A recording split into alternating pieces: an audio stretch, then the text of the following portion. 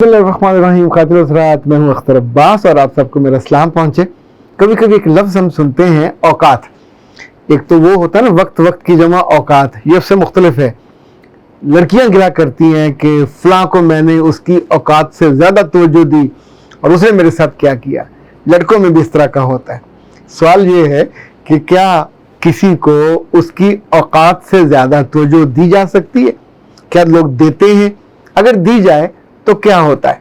वैसे अगर थोड़ा सा दिल बड़ा करें और हम इसको दूसरे एंगल से देखें तो क्या ऐसा तो नहीं है कि खुद आप तवज्जो के भूखे हैं और दूसरे को थोड़ी सी तवज्जो दे के ज़्यादा मांग रहे हैं। खुद आपने उसको आलू खिलाए और उससे आप मटन चाह रहे हैं। खुद आपने उसको एक हल्का सा तोहफा दिया है और उससे ज़्यादा मांग रहे हैं।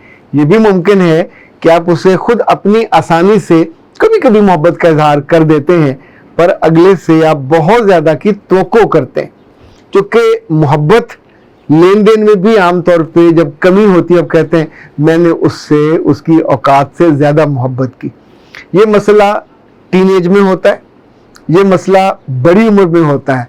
और मुझे हैरत हुई कि बैरून मुल्क जाके जो पाकिस्तानी कम्युनिटी रहती है, जिन इलाकों में वो ज़्यादा है करीब की पाकिस्तानी कम्युनिटी, वहाँ ख़वातीन के साथ ये इतना जुल्म करती हैं कि उन्हें अपनी उस कम्युनिटी की जो छोटे छोटे उन्होंने बनाए हुए होते हैं ग्रुप्स, उसमें एक दूसरे को इरिटेट करती हैं, एक दूसरे को उनकी औकात का याद दिलाती हैं। अच्छा, कुछ की औकात तो उनके घरों के साइज से आप तय करते हैं, उनकी औकात थोड़ी है। कुछ की औकात उनके हुस्न और ख़ूबसूरती से तय करते हैं। पर यह भी होता है कि कहीं आप अचानक किसी पे डुल जाओ और अगला आपको उतनी मोहब्बत न करे तो फिर भी आपको औकात याद आती है। तो उसका मतलब ये हुआ कि औकात एक ऐसी टर्म है जो ज़रूरत के एतबार से और सलूक के एतबार से आप तय करते हो कि किसकी कितनी औकात है। आम तौर पे ये हो सकता है कि एक बंदे की औकात कम हो पर आपको वो तवज्जो ज़्यादा दे रहा हो, आपसे मोहब्बत ज़्यादा कर रहा हो, तो आप हर चीज़ को इग्नोर करते जाओगे। बाज़ दफ़ा ऐसा होता है कि हम किसी के घर जाते हैं तो वापसी पे वो आके गाड़ी का दरवाज़ा खोल के बिठा के दरवाजे खड़ा होके वेव करके वापस जाता है और दिल में सोचता है कि मैंने उसको उसकी औकात के मुताबिक एक प्रोटोकॉल दिया। बाज़ लोग ऐसे भी होते हैं जो अंदर सलाम दुआ लेके गले मिलके सलाम लेके तो वहीं बैठे रह जाते हैं, दरवाजे पे आप अकेले आते। आप सोचते हो मैंने इसको इसकी औकात से ज़्यादा तवज्जो दी, इसने मुझे प्रोटोकॉल नहीं दिया। ओके, यहाँ मिसिंग है कि आप दोनों के बीच में प्रोटोकॉल तय नहीं था। अगर प्रोटोकॉल तय होता कि ये करोगे तो ये किया जाएगा, तो फिर आमतौर पे ये शिकायत पैदा नहीं होती। वो लड़कियां जो ज़िंदगी में पहली दफ़ा मोहब्बत करती हैं, सबसे ज़्यादा शिकायत उनको होती है कि वो अगले को उसकी औकात से ज़्यादा तवज्जो दे देती है और जब कुछ अरसे बाद वो चीट करता है, वो छोड़ देता है, किसी और तरफ मुतवज्जो होता है, तो ये बच्ची फिर रोती है, फिर ज़हनी मरीज बनती है, फिर इस बात पे दोस्तों में बैठ के चीखती है और चिल्लाती है कि वो तो था ही कम ज़र्फ, वो मीन, उर्दू में वैसे कमीना कहते हैं, तो था ही मीन, उसको मैंने उसकी औकात से ज़्यादा। वैसे मैं आपको अपने दिल की बात बताऊं तो ये लफ्ज़ इस्तेमाल नहीं करना चाहिए। बंदा क्या और बंदे की औकात क्या कि किसी को उसकी औकात से ज़्यादा दे सके। हम देने वाले हैं ही नहीं हैं, हम तो दूसरों से तवज्जो लेने के मुंतज़िर होते हैं। औकात कम करना या बढ़ाना ये अल्लाह का काम है।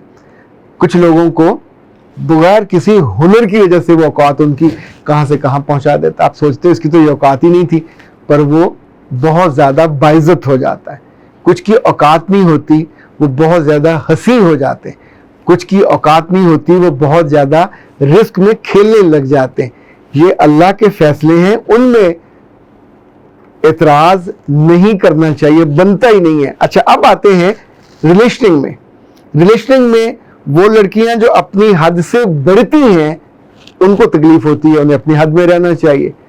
नंबर 2, वो लड़कियां जिनका ब्रेकअप हुआ होता है वो बहुत जल्दी में होती हैं। पंजाबी में कहते हैं काली झुंदियां ने, और पंजाबी में ही कहते हैं काले आगे टोए, यानी जिनको जितनी ज़्यादा जल्दी होती है تو جلدی میں وہ غلط فیصلے کر کے کسی کو ان کی اوقات سے زیادہ اس کے ساتھ ریلیٹ کر لیتے ہیں, اپنے آپ کو آفر کر دیتے ہیں. ہمیشہ بریک اپ والی لڑکیوں کو زیادہ تکلیف کا سامنا کرنا پڑتا ہے, کیونکہ اس وقت وہ ریئیکشنری ہوتی ہیں, پلسو ہوتی ہیں, اور جذبات میں آ کے کسی اور پہ غصے میں آ کے کسی کو دکھانے. بہت دفعہ لڑکیوں کو میں نے اس بات پہ قائل کیا, سمجھایا, پھر ان کی ڈھیر ساری محبت اور دعائیں لی کہ ایک بریک اپ کے بعد جب وہ اس کو تنگ کرنے کے لیے غصے میں ایک اور غلط فیصلہ بلکہ گناہ کرنے جا رہی تھی, تو میں ان کو روک دیتا ہوں کہ بیٹا یہ مت کرنا. تو پہلے وہ ریزسٹ کرتی ہیں, ضد کرتی ہیں کہ سر اس کو میں دکھانا چاہتی ہوں کہ میں اس کے دشمن کے ساتھ, اس کے فلاں کے ساتھ فلرٹ بھی کروں گی, جاؤں گی بھی, آؤں گی بھی. تو میں پھر اس سے دلیل سے یہ کہتا ہوں کہ پیارے بچے, اگر تم اس کے لیے اہم ہوتے تو تم کو نہ چھوڑتا. Nor you are no more important for him.